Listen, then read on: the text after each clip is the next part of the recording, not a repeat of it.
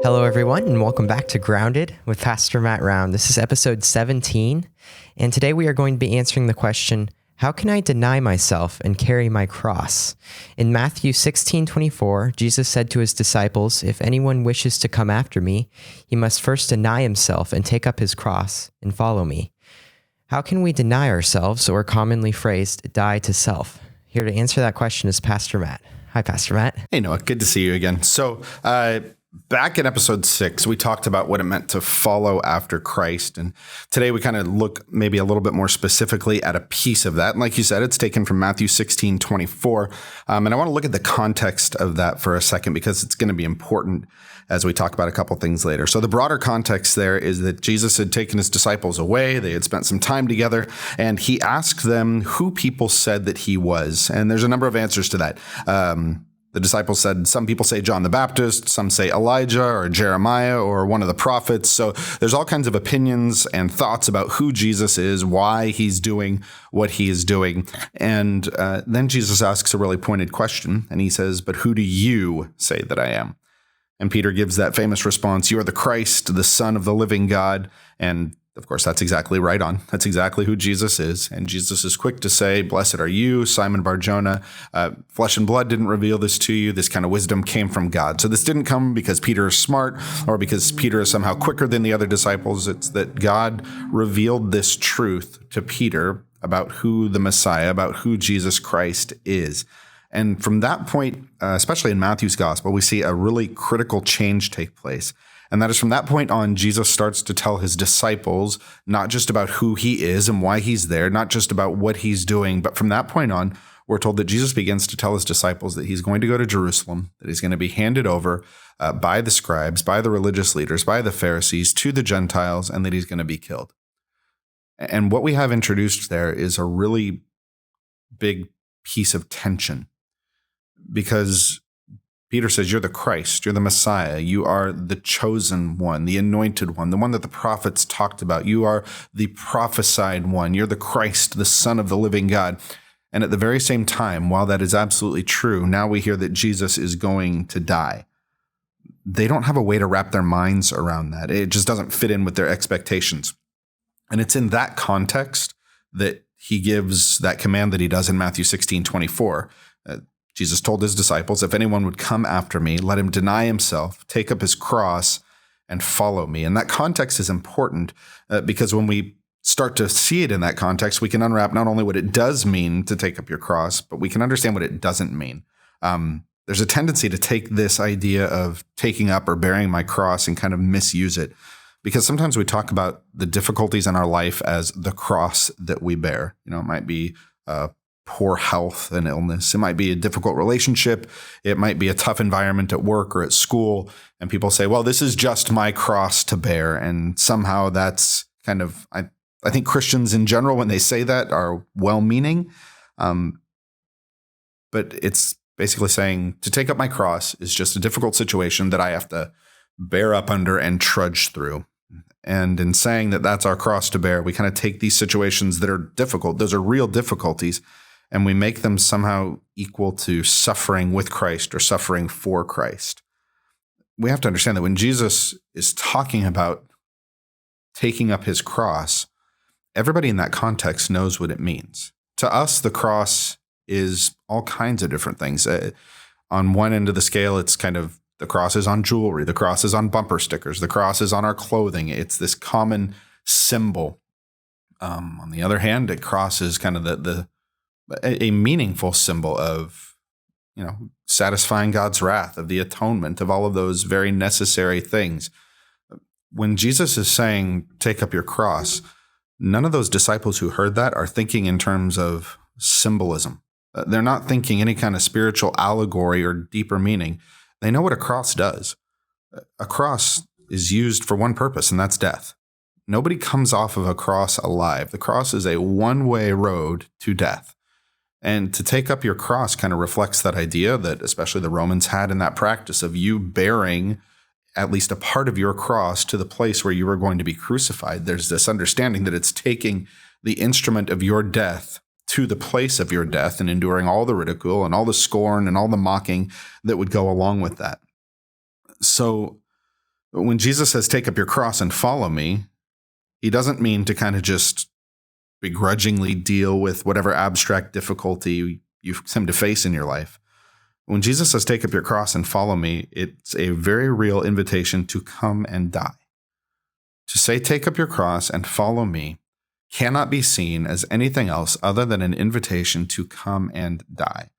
And now, occasionally, for people in various cultures and circumstances, and even now, that is literally to follow after Christ costs your life. There are a number of different cultures and contexts where being a Christian might very well require your physical life. Especially in our Western context, that's very, very often not the case. That's by huge margins not the case. So then what does it mean for us who are not often called to lay down our lives, our physical lives for the sake of Christ? What does it mean then to take up our cross if the cross is still an instrument of death? Well, then that's where we talk about it in the sense of dying to self, denying self. Taking up our cross means to die to self. And I think maybe looking at a passage from Romans 12 helps us make sense of that. Paul, I think, picked up on this same theme. In Romans 12:1, he writes, I appeal to you, therefore, brothers, by the mercies of God, to present your bodies as a living sacrifice, holy and acceptable to God, which is your spiritual worship. So that idea of a living sacrifice, it's this complete devotion, this complete surrender. A sacrifice was wholly offered. Again, like a cross, a sacrifice didn't get off the altar alive. A sacrifice was wholly consumed as an offering to God. And so Paul is really kind of pleading with the believers to have this same kind of surrender and devotion, only it's not a laying down necessarily of your physical life at a one-time, this is your death. It's this idea of this continual living sacrifice, this sacrifice that is ongoing, that is constant, but that is still all-consuming. So then what does it mean to die to self? Well, it means to see something as a greater priority than me. If I'm going to die to self, if I'm going to take up my cross and follow Christ, it means that I have to see something as more important than myself. But what is that? I think we can spell it out pretty clearly. When Jesus was asked what the greatest commandment was, what did he say? Love the Lord your God with all your heart, with all your soul, and with all your mind. He said, this is the first and greatest commandment, and a second is like it. You shall love your neighbor as yourself. On those two commandments depend all the law and the prophets. And I think that's a really good place to start. What is it going to look like for me to take up my cross, to deny myself, to die to myself, and to follow Christ? Essentially, it looks like pursuing those two commandments in everything that I do. As a believer, I can filter my entire life through those two things. Every thought, every action, every reaction, I can actually run through the filter of, does this demonstrate love for God and or love for others? Because to deny myself is going to mean that I direct my energy toward pursuing something. If I am choosing not to pursue self, if I'm going to die to self, then it means that I have to pursue something else, because we're creatures with a heart desire to follow after something. We crave the worship of something, and if it's not self, then something else has to take that place. And so that commandment helps me to see that obviously God needs to be that first priority. To deny myself is going to mean, first of all, that God has to come first. And that's why, again, we go back to that original concept. Why is it the disciples had such a hard time coming to grips with what Jesus was saying? Why is it that the crowds had such a hard time accepting what Jesus had come to do? Because when they think of Messiah, when they think of Christ, their initial thought is someone to come and free them politically.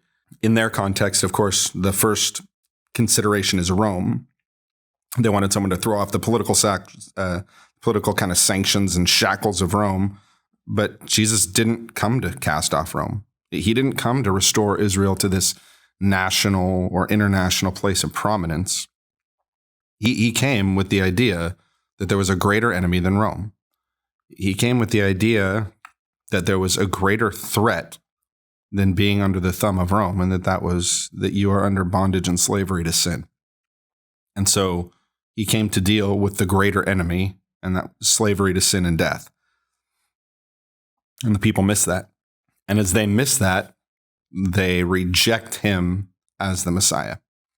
It's where you see, as people realize that he didn't come to deal with Rome, they begin to abandon him. They begin to forsake him.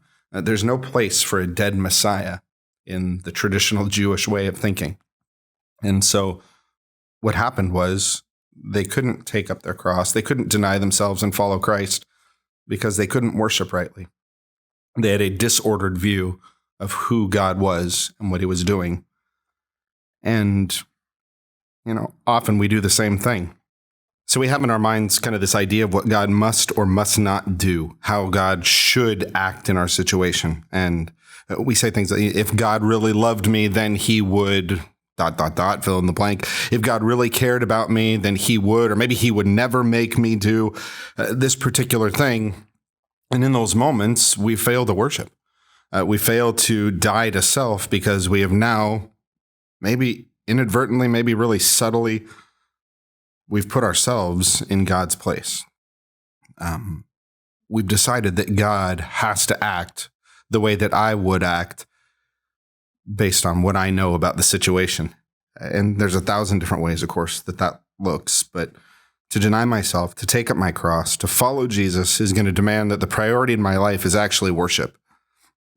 And so worship involves what God has called me to do. And so if you want to die to self, if you want to talk about what does it look like for me to die to self, it means, I think, first and foremost, wholeheartedly pursuing what God has called me to do. What has God called me to be obedient in? And as we do that, then we are, I think, taking those first steps in denying self and taking up our cross. And that changes, it reorders how we see things. It changes how I see worship. Something as simple as worship in church. To deny myself means that when I worship in church, I don't first and foremost think about what it did for me. Did I like the song? Did I like the key? Did I feel moved? Did I get the emotional response? It means that first and foremost, did I respond to this in a way that honored God? Did the words that we sing honor God? Did my effort and attention to the song honor God? It changes how I see something like love. Not just how I love God, but how I think about love broadly and generally. Do I define love based on how I feel, how I respond, how this person interacts with me, how they fulfill me, how this feeling makes me feel? Or do I begin to define love the way that God defines and orders love? So to die to self might very well mean that I surrender my idea of what love looks like and instead pursue what God defines love as. And then, of course, that kind of bleeds into the huge part of loving God is loving our neighbor. That's the second great commandment. It's to love God and to love others. Because the reality is, you and I are hardwired in our sin to pursue self above everything else. I want what I want when I want it. I deserve, I demand to be treated a certain way, to have certain opportunities, to get certain advantages, whatever it might be.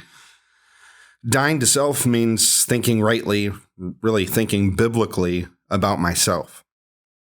It doesn't mean that I hate myself. It doesn't mean that I feel like I'm worthless. The gospel fights hard against that. The gospel says that I'm made in the image of God.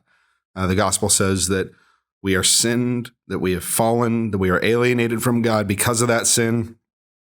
But the gospel tells me that,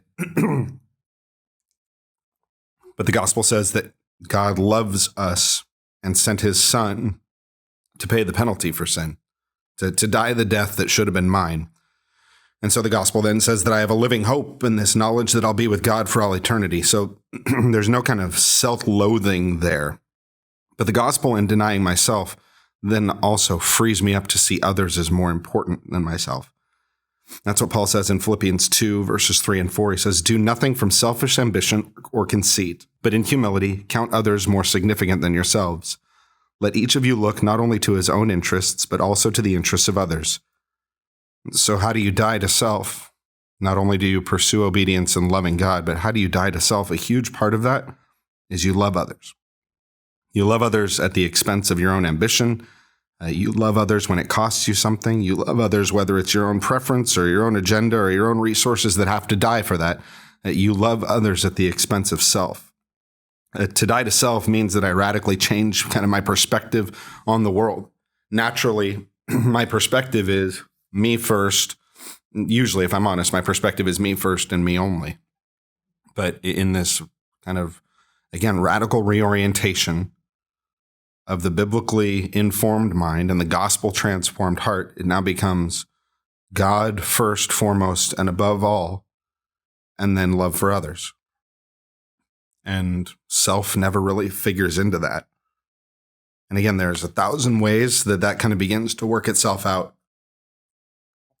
Loving others means that I'm going to be generous. Loving others means that I'm going to be patient and kind. Loving others means that I'm going to pursue peace. Loving others means that I deal with sin, even when other people sin against me, but it changes how I deal with that. It means I deal with it humbly and gently. Loving others means that I'm going to serve with those gifts that God has entrusted to me, because that's how God designed things like the body of Christ to work.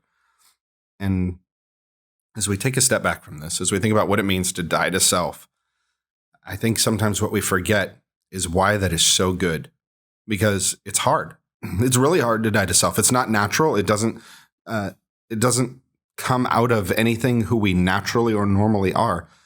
It's a work of God in our lives that makes us even want to do this. But why do we die to self? We'll go back to what Matthew said, or what Matthew wrote in Matthew 16. Starting in Matthew 16, verse 24, it says, "Then Jesus told his disciples, 'If anyone would come after me, let him deny himself and take up his cross and follow me.'"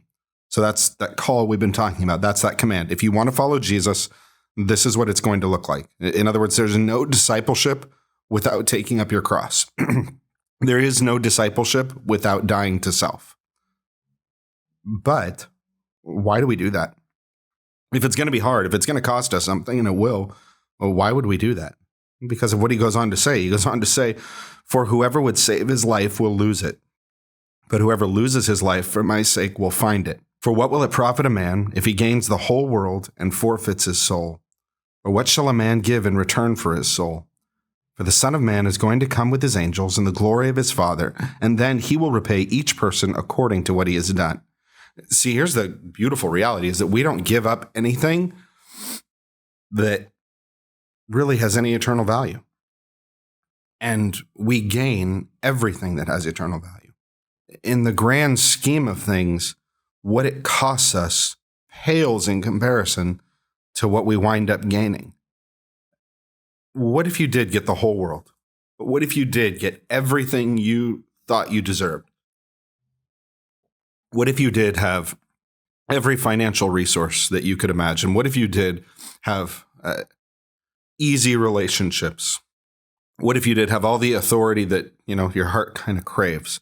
How long does that last? Usually the answer is not long, but even in the best case scenario, how long does all of that last? And the answer is exactly as long as you do, and not a minute longer. All your money, all your wealth, all your relationships, all your power, all whatever only lasts until you take your last breath, and then that's it. And life is short. It's fleeting. It's a vapor. But eternity is a long time. And the reality is that you and I have the opportunity to surrender things that don't last in order to gain something that lasts for far longer and is infinitely more beautiful, infinitely more valuable. So the problem is that we lose perspective. Because I think if it was right in front of us all the time, then denying myself makes sense. If you told me, don't eat the cookie and I'll give you $100, it's easy for me not to eat the cookie. If you tell me don't eat the cookie for the next 2 months and you might lose 10 pounds, that's a little harder because the goal and the outcome is so much farther away. The problem with us so often is that our circumstances and everything is so pressing. It's so right now, and the world and what it offers is so in our face and ever present, and it looks so big that we forget that it's all so short, and our sight gets really cloudy, really short-sighted. When we think rightly, it not only becomes clear, then denying self really becomes the only thing that makes sense. So that's a long answer that could be a lot longer to a difficult question that really has 10,000 different ways that it works itself out. But how do we deny ourselves? How do we take up our cross? And I like what Luke says in his gospel. How do we take up our cross daily? This is a day-by-day willful act on the part of the believer. And I think it's wrapped around those two things. that in every thought, every word, every action, every attention, every intention, we choose with everything in us to love God and to love others rather than self. Thank you very much, Pastor Matt. We really appreciate your answer. And thank you for listening this week. If you have any questions of your own, please email us at groundedwithmattround@gmail.com or visit our website at groundedwithmatt.com where you can listen to more of our episodes. Make sure you check out episode 6. What does it mean to follow Christ? As Pastor Matt referenced in the beginning of this episode. Thank you again for listening, and we'll see you next week.